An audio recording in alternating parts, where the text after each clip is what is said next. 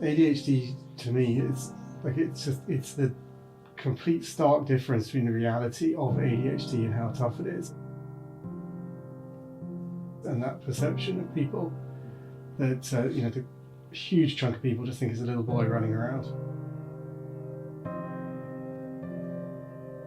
They wouldn't let me out of hospital until I spoke to somebody about what was wrong with me, but I didn't know, I've tried to get help and no one's ever been able to help me. Do you just think it is like naughty kids, or you just think it is like hyperactivity and you don't think of it as like what I've been through? I overdosed twice. I mean, those are figures you'd expect to hear about depression rather than ADHD. It's surprising to find that ADHD can be the cause of suicide.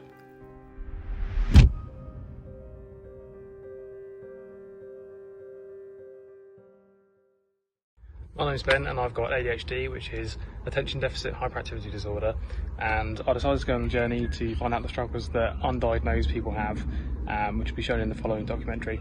After everything I've discovered, I decided to also go on a skydive to raise funds for an ADHD charity, which you'll see on the end of the video. So keep watching.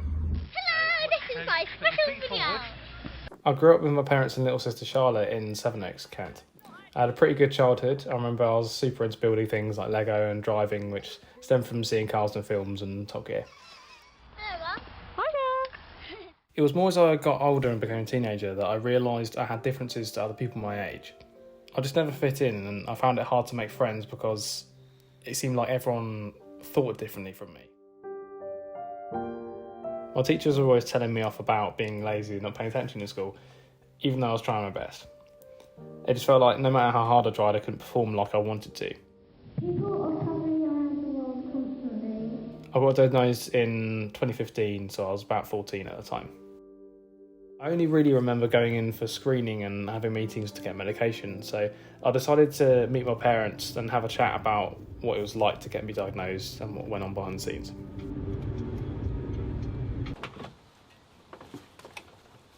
So I've come home. Time to say hi to the parents. Hi. Hello. Right. I did forget my key again. So. Did you? Yeah. So I worked out how I work. So I operate best in chaos, where there's lots of things going on. I was like, okay, cool. Now it's like adventure time. It's like go to Right. it, Yeah. The first initial thought was that you might have Asperger's, and you were tested for that, and they told us definitively no, you didn't have it. So it was then, another step. Well, what is it then? Let's help explore. I remember one of the teachers, like Mr. Farmery or something. His son, I think, had ADHD. Okay. And he said to me one time, he said, I'm not, officially allowed to diagnose or anything, Yeah. but I'm pretty sure Ben's got ADHD because I can see so many similarities with him and my son. It took about 6 years for you to get a diagnosis, from when we first Okay. knew there From was the first something start, not yeah, quite process. right with your attention. Yeah. That's a long time. Yeah. I feel like a lot of the information was given to you guys, but I didn't receive much about. I didn't understand what it was, and I didn't know how to deal with it myself. Yeah, it's probably true. I think, in fairness, I don't think we fully understood either. That was one of the things that a lot of the stuff focused on getting a diagnosis, but then after that, it didn't really give you much information about what you could do to help. Do you think it would have helped you had you learned more about it younger? Oh yeah, yes, yeah. I kind of think like it was a case of me not having a clue. Like I just thought this is what everyone must feel like, kind of thing, and that would be like the kind of norm. And somehow everyone else finds it easier than I do. I just kind of feel like I'm a bit inadequate.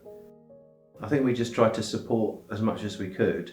We were very reliant on the school to help us think through strategies that work for you in the classroom and at home. And then now you're older, I think you're finding your own strategies. The problem is that they are working well, but I've had to find them on my own. I think from the schools specifically, because that's where people, our kids and everything would be working most of the time and need to be able to have those tools. They should need to have more available. Going from GCSEs to A-levels, I said, look, I know you don't like some of these subjects, and it was really hard for you to work on them. And I remember badgering you constantly to do homework, and I felt awful in a way. I didn't want to do it, do you know what I mean? But something sort of broke my heart a little bit. It was going to one of the doctors, and he asked you, I think you were probably about 10 at the time or something, I don't remember, 9. And he said to you, what would make your dad happy? And you said, doing my homework. So I was like, oh man, you know, that's not what, you know, oh.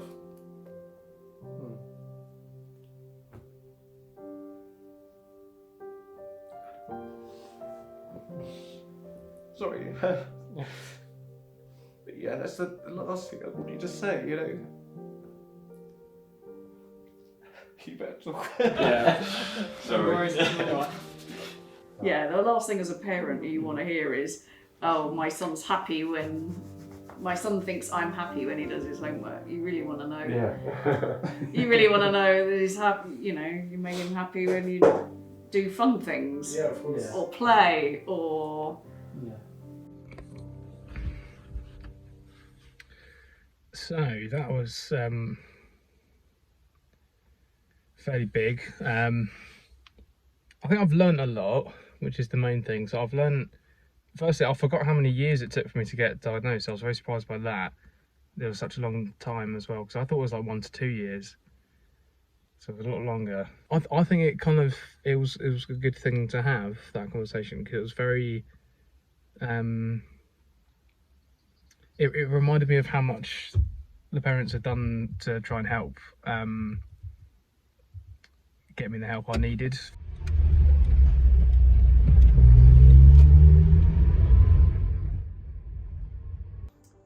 So I was doing some research about getting an adult ADHD diagnosis. It took me 6 years to get diagnosed according to my parents, but that was back in 2015. But according to this recent article from the BBC, the waiting list to get diagnosed is still very long. So that means people can't get medication or any sort of help for years, even after suspecting or maybe realising they might have ADHD. During this research, I found out about the charity ADHD UK. So I went to London to interview Henry Shelford, the co-founder. I'm Henry Shelford. I am 49. I'm co-founder and CEO of ADHD UK. So ADHD, attention deficit hyperactivity disorder. I think the first thing I define it as is like the worst named mental health condition. It's so negative, deficit disorder, and is wrong, right? So, you know, hyperactivity isn't a requirement. Predominantly hyperactive is 15% of people with ADHD, so there are 3 kinds: predominantly hyperactive, predominantly inattentive, impulsive, which is 20 to 30%, and then combined, which is a bit of both. So what does ADHD mean to you personally?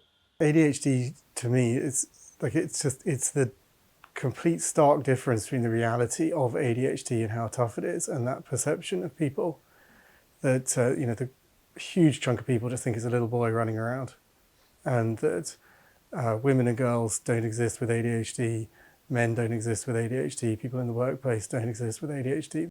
The reality is encapsulated in the figures around suicide, where we know that 1 in 10 men or boys with ADHD will at some point try and take their own life, and 1 in 4 women or girls will at some point try and take their own life.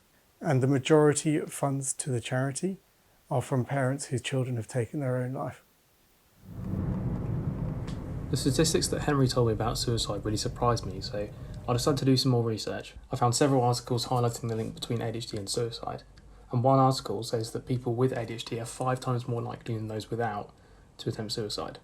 I think people need to be more aware of just how serious ADHD can be. I wanted to hear from someone who's really suffered while they were undiagnosed.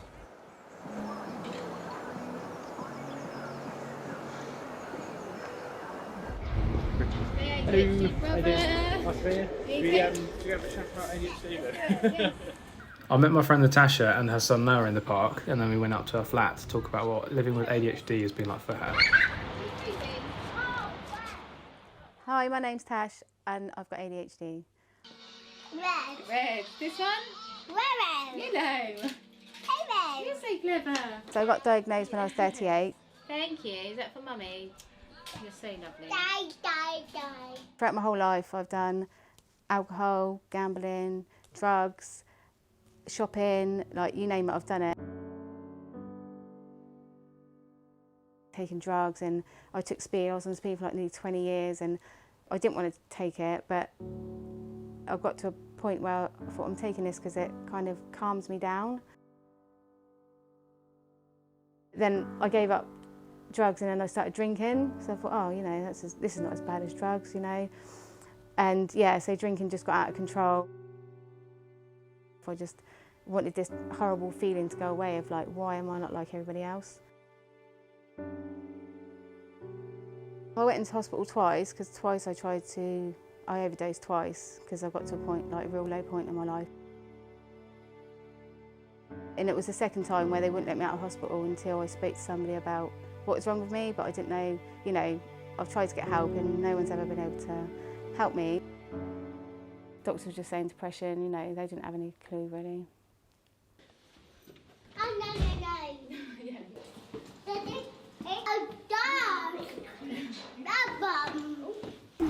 You ready? Oh no, you. I think if I was diagnosed like early in life, it would give me a chance to understand my behaviours, and if I was put on medication, you know, that would have helped, and you know, I wouldn't have had to self-medicate with like drugs and alcohol and gambling and everything as I got older. Medication does work. It's the only form of treatment that I've had at the moment that is working. In the UK, it's estimated that 3 to 4% of adults have ADHD. However, this doesn't actually reflect the full number of people that have it. After making this documentary, I realised just how hard things can get and how serious it is for people with undiagnosed ADHD. So I decided to do something to help. What you may not yet know is that we are about to do a 15,000 feet skydive, which is the UK's highest, and we've come up to Lancashire to do that, to raise money for ADHD UK. So the money we've been raising will go towards support groups, ADHD coaches and research on ADHD. 830? Nice.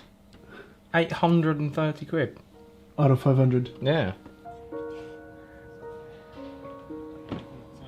ADHD is a hidden battle. On the outside you look fine, but on the inside it's a constant war. Your mind is like a messy drawer full of information, and it's overflooding. You look around and you see that everyone else has their notes in organised piles. How's it so easy for them? You're always forgetful and it seems like you don't pay attention to anyone, but you're trying. You're stuck in a black fog, and then the guilt sets in. People tell you you're not trying hard enough, and you start to believe it. ADHD isn't just talking too much and being fidgety and forgetting your keys sometimes. ADHD holds you back from living to your full potential. It's like your brain and body are intermittently disconnected. It's not trendy and it's not a personality trait, it's a disorder that could ruin lives. It's the undiagnosed epidemic.